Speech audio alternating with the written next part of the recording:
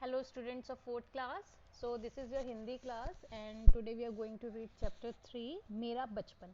देखो बेटे पूरा चैप्टर है गांधी जी, मोहनदास करमचंद गांधी जी के बारे में। उन्होंने खुद ही ये अपने लाइफ के बचपन की कुछ 3 इंसिडेंट्स 3 कहानियाँ आप लोगों के साथ शेयर करी हैं। तो चलिए इसे रीड करते हैं। Let me take a pen, मैं एक पेन निकाल लेती हूँ आपके लिए, तो आपको पता रहेगा मैं किधर रीडिंग कर रही हूँ। I tried this new method, I hope आप सबको ये पसंद आएगा। देखिए तो स्टार्ट करते हैं रीड करना। मेरे साथ सब बच्चे बुक निकाल कर रखेंगे और आप भी साथ साथ पढ़ेंगे। तो स्टार्ट करिए। पोरबंदर से पिताजी राजस्थान कोर्ट के सदस्य होकर राजकोट गए। ठीक है, इट मीन्स वो पोरबंदर से कहाँ गए? राजस्थान। किसके लिए? राजकोट गए। तब मेरी उम्र कोई 7 वर्ष की रही होगी। तो उनकी उम्र कितनी थी उस टाइम पे? 7 वर्ष की। किनकी? मोहनदास करमचंद गांधी, गांधी जी की। राजकोट की ग्राम पाठशाला में पढ़ने भेजा गया। मतलब उनको कहाँ पढ़ाई उन्होंने करी है? राजकोट की पाठशाला में। उस मदरसे के दिन मुझे कुछ अच्छी तरह याद है। उनको वहाँ के दिन बहुत अच्छे से, बचपन के अपने स्कूल के डेज बहुत अच्छे से याद है। मास्टरों के नाम धाम भी पोरबंदर की भांति ही वहाँ की पढ़ाई के बारे में कुछ विशेष जानने योग्य नहीं है। मतलब जैसे कि पोरबंदर में कोई अच्छी ऐसी खास चीज़ नहीं है जिसके बारे में डिस्कस करें, उसी तरह वहाँ की पढ़ाई भी बहुत आम थी, कुछ खास पढ़ाई नहीं थी। मेरी गिनती शायद साधारण श्रेणी के विद्यार्थियों में रही होगी। मतलब एक एवरेज स्टूडेंट, जो बहुत होशियार नहीं और बहुत वीक भी नहीं थे। गांव की पाठशाला से कस्बे की पाठशाला में और वहां से हाई स्कूल तक पहुंचने में मेरा 12वां वर्ष बीत गया। तब तक मैंने कभी शिक्षकों को धोखा दिया हो ऐसा याद नहीं आता। मतलब कोई चीटिंग, एग्जाम के टाइम पे क्लास बंक करना, ये सब काम उन्होंने कभी नहीं किए थे। ना तब कोई दोस्त बनाने का स्मरण है। मतलब उनको ऐसा भी नहीं याद कि उन्होंने कभी उस लाइफ में अपने फ्रेंड्स बनाए होंगे, क्योंकि मैं बहुत झेंपू लड़का था। झेंपू मीन्स कि उनको बहुत, वो शाय नेचर के थे, शर्मीले थे। पाठशाला में मुझे बस कम से कम पाठशाला में मुझे बस काम से काम रहता था। सिर्फ काम, पढ़ाई, अपना काम किया और चल दिए। घंटा बजते ही पहुंच जाना और पाठशाला बंद होते ही घर भागना। घर भागना शब्द जानबूझकर इस्तेमाल कर रहा हूँ। कारण यह है कि मुझे किसी से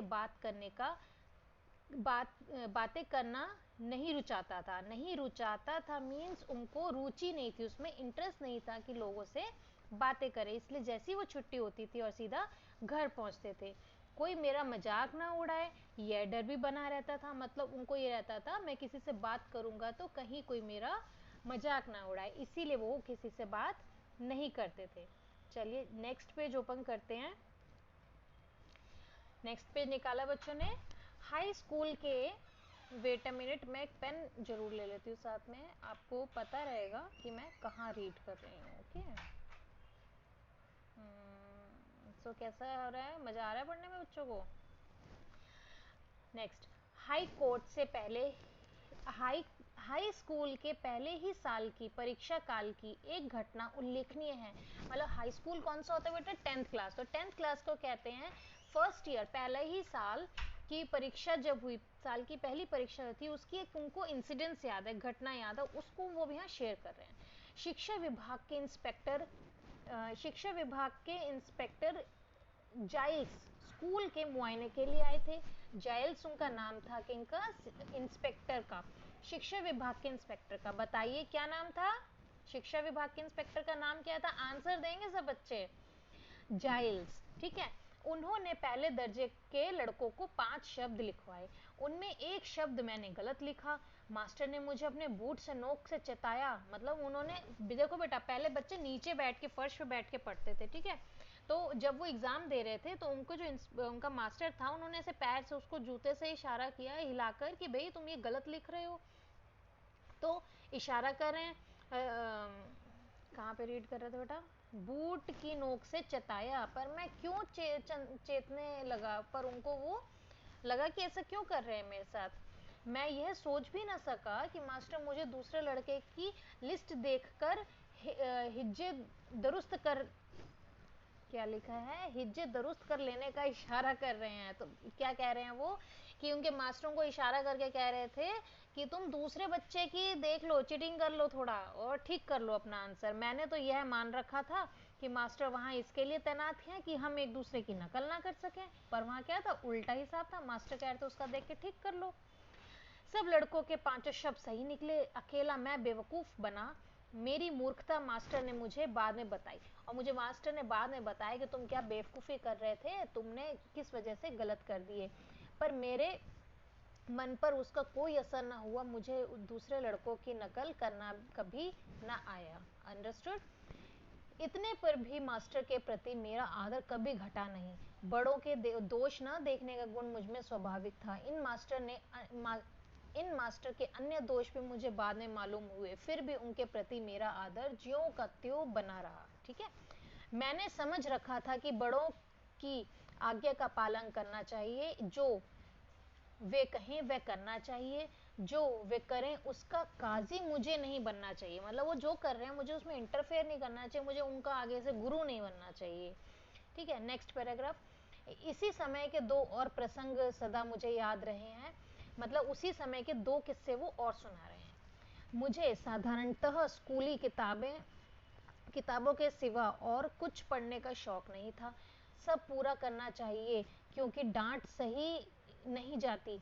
मतलब वो सिर्फ स्कूल का होमवर्क पूरा करते थे कि डांट ना पड़े, बस इसके अलावा उनको कुछ पसंद नहीं था। मास्टर को धोखा देना नहीं था, इसलिए पाठ पढ़ता था। मतलब चीटिंग नहीं करते थे, इसलिए वो चैप्टर्स लर्न करते थे, पर मन अलसाता था और उनको लेकिन आलस बहुत आती थी। इससे सबक अक्सर कच्चा रह जाता। इससे सबक अक्सर कच्चा रह जाता। इसलिए उनको क्या होता था, जो लर्न करते थे वो आधा आधा लर्न करते थे क्योंकि वो आलस में पढ़ते थे, आप लोगों की तरह ही। उस दशा में और कोई चीज पढ़ने की कहीं कहाँ सूझती। मतलब जो इतने आलसी थे पढ़ने के लिए, तो उनको कुछ और पढ़ने के लिए इच्छा ही नहीं होती थी। पर पिताजी की खरीदी हुई एक किताब पर मेरी नजर पड़ी। वह थी श्रवण पितृभक्त। किताब का नाम बताइए बच्चों, क्या था?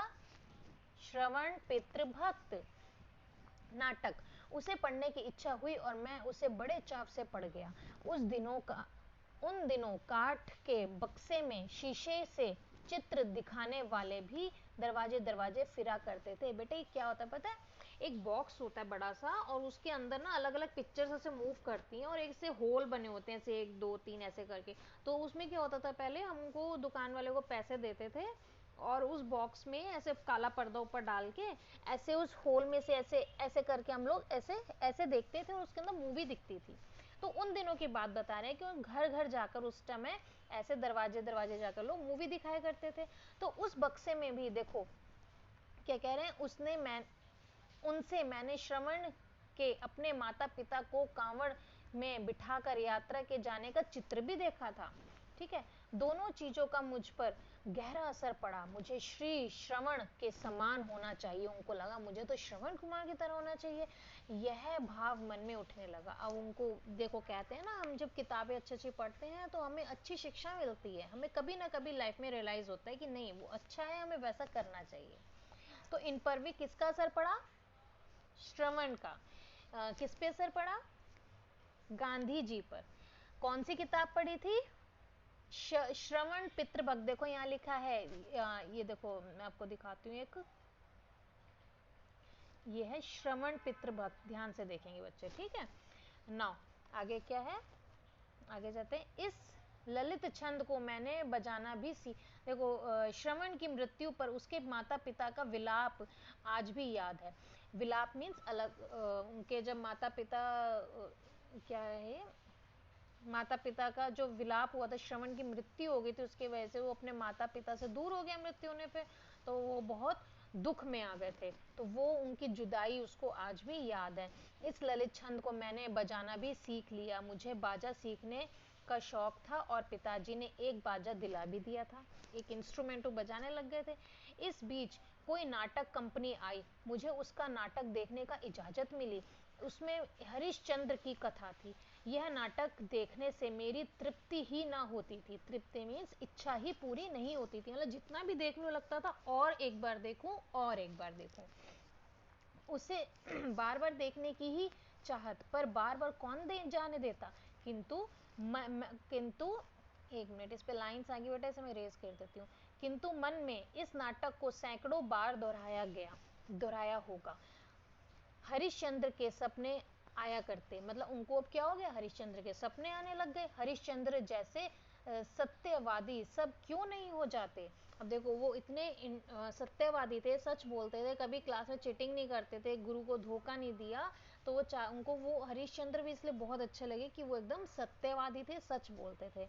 और उनको लगता था सारी दुनिया से सच क्यों नहीं बोलती।